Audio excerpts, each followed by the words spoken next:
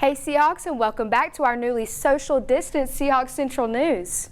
We've got a jam-packed show for you today with everything you need to know about how COVID-19 has impacted UNCW and the troubling statistics that may soon have us following in other UNC schools' footsteps.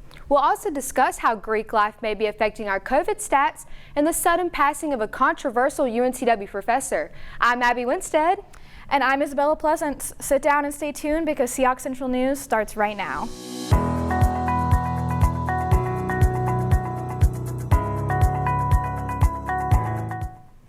The University of North Carolina Chapel Hill made the decision to move their classes fully online this semester on August 17th after 324 cases of COVID-19 were confirmed on the campus in less than 3 weeks. Most on-campus residents were required to repack their dorm rooms and move out with the exception of student athletes and international students. On August 20th, NC State also announced their plans to convert fully online. According to WARL, the first COVID cluster NC State reported was located in a fraternity house.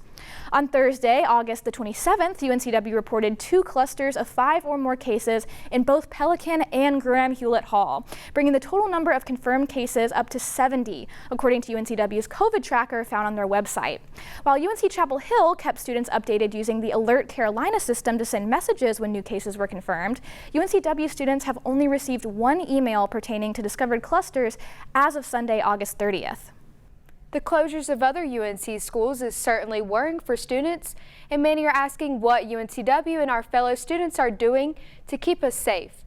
Garrett Wishon is in studio today to talk about how the mask requirements are being obeyed and the cleanliness of campus.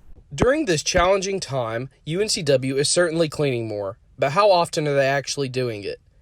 According to a few workers I spoke to in Fisher Student Center, they are cleaning on and off several times an hour. The library spaces and anywhere a student has been needs to be sanitized after every use. There are many new signs around campus directing traffic flow as well to control crowds. Perhaps the most noticeable difference you'll see at UNCW are the masks. Masks have become a new way of life, especially on campus.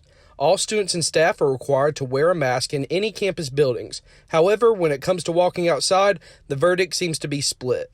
There are many students wearing and not wearing masks while outside. I interviewed 2 students, Nick Rowland and Ewan McCallum, to get their opinion on the matter. I think they should leave them on because unless you're planning on socially distancing, the entire time, then you're still going to be in contact with people, and it's not really that easy to socially distance on, like chancellors, because everyone is moving to and from stuff. Especially, and if you're waiting in line for something outside, then you should still wear it. I think as long as they're staying away from other people, it should be fine. Like anytime I've been on campus, there hasn't been any large crowds of people walking anywhere. So as long as there's only a couple people in the vicinity, it should be fine.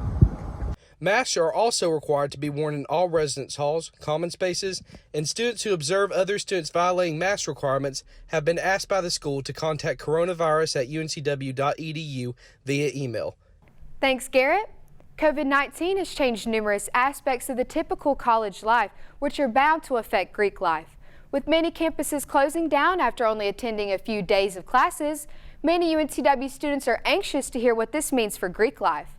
A rising occurrence we have seen with early campus closures is a correlation with Greek life and unwanted partying or gathering. We spoke to Lindsay Tryon, the Assistant Director of Fraternity and Sorority Life, to find out more about UNCW's plans to regulate Greek life social gatherings. Lindsay stated, quote, "Greek recruitment has already been adjusted to be consistent with COVID rules and is operating virtually this year to limit student-to-student conduct. UNCW is working with Wilmington PD and local apartment complexes to try and prevent large gatherings," end quote.